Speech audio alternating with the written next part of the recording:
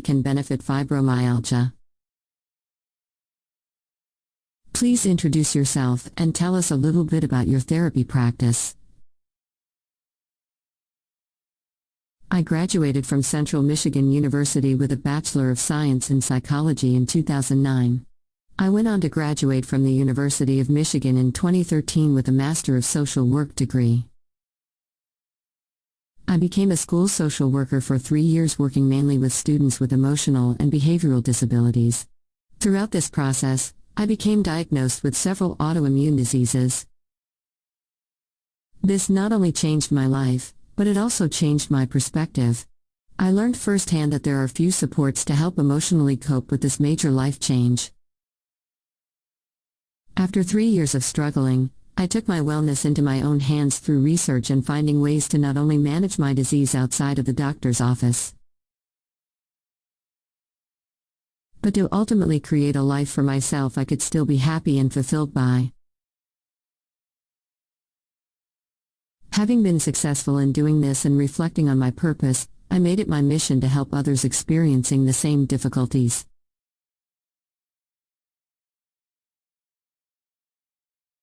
In my practice, I provide a validating space for people with chronic illness to make sense of their experiences. I help them work toward effective disease management, process the difficult emotions that come up, and learn skills and tools to help them be successful living life with chronic illness. How long have you been treating patients with chronic illness and/or fibromyalgia? Also, how did you get started?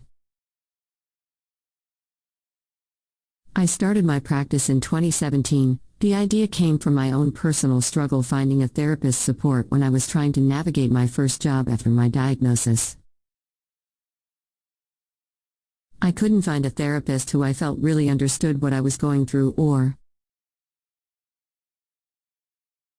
that could offer me tangible skills or tools for managing my illness and figuring out how to integrate it into my life. What kind of therapy do you provide for chronic illness? I work with a variety of modalities depending on what I feel would be most helpful for the client. I strongly believe in cognitive behavior therapy, as it is heavily supported by research to be helpful for managing chronic illness and chronic pain. I also incorporate mindfulness, ecotherapy, encourage creative expression, exposure therapy where necessary, a type of CBT, solutions-focused therapy, and narrative therapy techniques. We essentially create a plan of action to address the concerns that the client views as most distressing and work from there. Some major areas of interest are typically stress management, grief/loss specific to chronic pain/illness, communication, problem-solving, relationships, and symptom management, or overall disease management. In what ways can therapy help a person fighting fibromyalgia? Therapy can help through creating a plan unique to the person's concerns, because these look different for everyone. As well as just having a supportive space to talk about and process everything that has happened, is happening, and will happen. They can build skills for symptom management, get resources and problem solve with a professional as things come up for them in real time. Therapists can also help with pain management, relationship difficulties that arise inevitably from the added stress, and lifestyle changes required after diagnosis, and put together a stress management plan to help reduce added distress. Seeing a therapist does not mean or support the belief that fibromyalgia is all in your head. In fact, it can be empowering and help you regain control over something that feels so uncontrollable at times. In my area, finding a therapist that takes new patients and my insurance is nearly impossible. In addition, finding one that also has experience helping people with a chronic illness like fibromyalgia is even more of a challenge. Therefore, Can you recommend techniques that a person can use on their own? This is a challenge regardless of specialty, mainly because therapy is undervalued and therapists are underpaid by insurance companies. This is a whole other issue, but it trickles down to the client. There are more and more therapists specializing in this area though, and I think the need is becoming more and more visible. Most therapists I know who specializes in this area do so because they have a chronic illness themselves.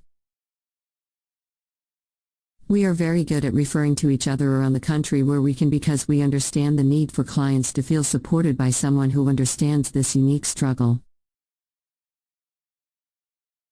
I recommend searching Psychology Today in your area and looking under the therapist's specialty areas to make sure they specialize in chronic illness. In regards to insurance, there is a great resource called Open Path Collective, which is a national lifetime sliding scale program where you can find a therapist for the rate of $30.60. You pay a one-time fee and belong to it for life, so if you ever move and have to switch therapists, you can jump right back on there and find someone who will honor the same fee. For those looking to find a therapist, what questions do you recommend asking to find the right fit? First, ask yourself, what do I want the focus of therapy to be for me? Usually, therapists offer a free 15-minute consultation via phone or video, which is a great way to get to know if they are a good fit. During the consultation, they may ask you what your top 3 concerns are, and these can become your goals to work on in therapy. You can also ask if they have previous experience supporting clients living with a chronic illness, and what their approach for this population of clients typically is, if that is what you want the focus of your therapeutic work to be on. Also be aware that for us, it is unethical to ask for or elicit testimonials or reviews from past clients, so if a therapist doesn't have a lot of reviews online, this is why. It is not necessarily a reflection of their ability or work. Many people are fighting a physical chronic illness and a mental illness. First, do you find that to be true among your clients?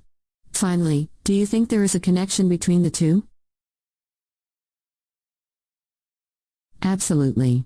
One of the things I educate my clients about is the fact that depression is the #1 co-diagnosed condition with any chronic illness. I also let them know that both anxiety and depression can be a part of their symptom cycle and a result of the circumstance of living with a chronic illness. I also see a lot of trauma related to medical experiences and stigma, which can result in PTSD or anxiety relating to medical situations or events and navigating society with a visible or invisible disability. This area doesn't get a lot of mainstream attention, but it's more common than you'd think in the chronic illness community. Please feel free to add anything else here that wasn't asked. We would love to hear more about your practice and the services you offer. I speak at local support groups for all sorts of chronic illness populations, and I'm always happy to speak or present if I'm available. I'm located in the state of Florida and offer telehealth or virtual sessions, which is a great convenience for people whose conditions fluctuate unexpectedly. I also have an in-person office in St. Petersburg, FL, and am currently working on an online school filled with courses and tools for people with chronic illness to access anywhere, anytime. I take Medicare and private pay and offer super bills for people who have access to out-of-network reimbursement with their insurance. I also am an open path provider and offer a sliding scale to a limited number of clients as available. Kindly subscribe to our YouTube channel.